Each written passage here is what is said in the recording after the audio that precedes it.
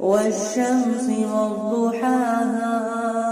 والقمر إذا تلاها والنهار إذا جلاها والليل إذا يغشاها والسماء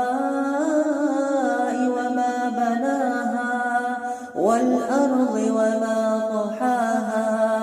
ونفس وما سواها فألهمها فجورها وتقواها قد أفلح من زكاها